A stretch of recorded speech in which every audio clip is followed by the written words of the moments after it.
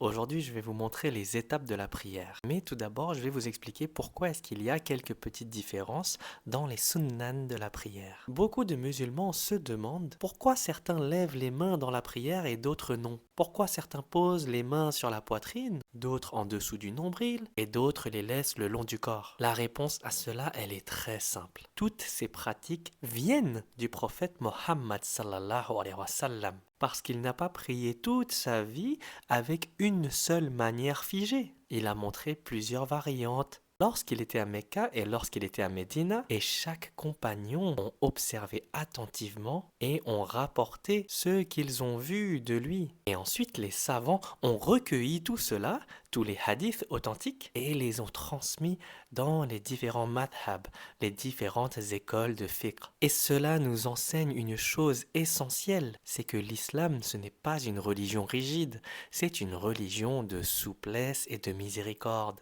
Et donc il y a plusieurs sunnan dans la prière. Mais les piliers et les obligations de la prière restent les mêmes. Il y a de la souplesse dans la religion tant qu'on reste conforme à la sunna. Et les savants des 4 écoles de fiqh en islam disent que la diversité dans la sunna est une miséricorde. Les piliers et les obligations restent les mêmes dans les 4 écoles. Donc il ne faut pas accuser et critiquer lorsque quelqu'un applique une sunna différente de la tienne. Par contre, s'il fait quelque chose de différent dans un pilier ou dans une obligation de la prière, là on doit corriger avec bienveillance. La première obligation pour entrer en prière est de lever les mains et de dire Allahu Akbar.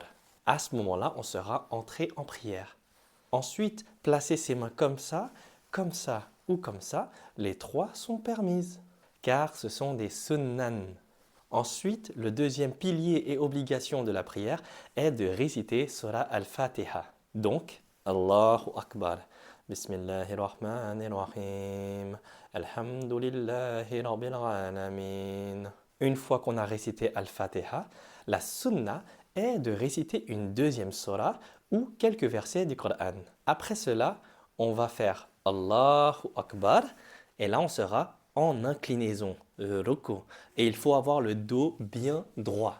Et toutes les autres fois, après le premier Allahu Akbar, où on va changer de position et dire Allahu Akbar, eh bien, il est permis de lever les mains ou de ne pas lever les mains. Les deux sont corrects. Donc, pour aller en ruku, on peut dire Allahu Akbar ou on peut faire également Allahu Akbar.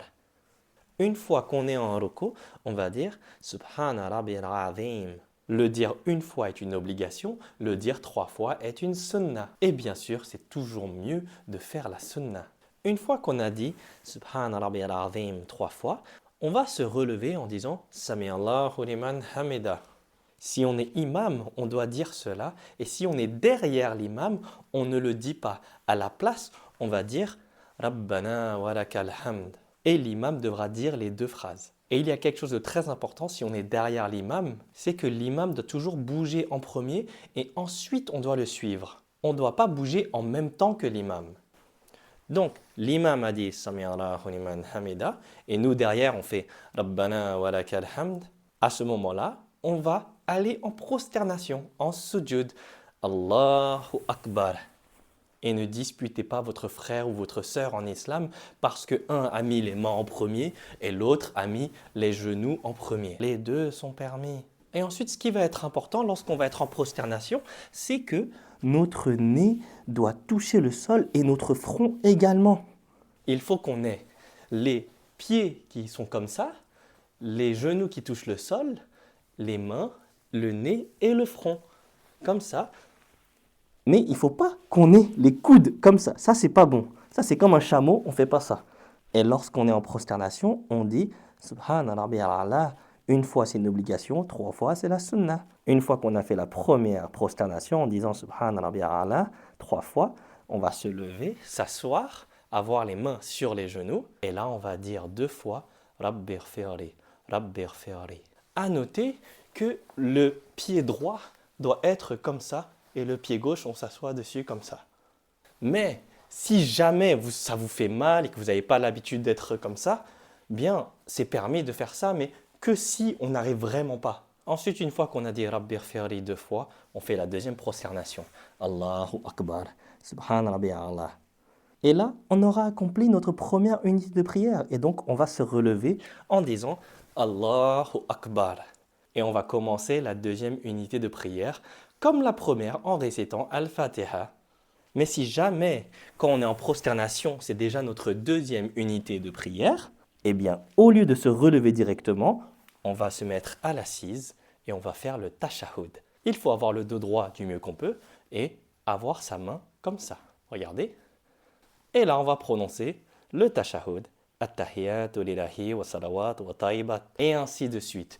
Et bouger le doigt est une sunna, ce n'est pas une obligation. Et si jamais c'est notre dernière unité de prière, eh bien on fait le tashahhud final, celui qui inclut la deuxième partie, donc at-tahiyat et Allahumma salli ala Muhammadin wa ala ali Muhammadin. Et une fois qu'on a fait le tashahhud entier, eh bien là on va faire le taslim pour clôturer la prière. Et donc on va regarder à droite et on va dire Assalamu alaikum wa rahmatullah, puis à gauche Assalamu alaikum wa rahmatullah. Et on aura accompli notre prière. Et donc voilà.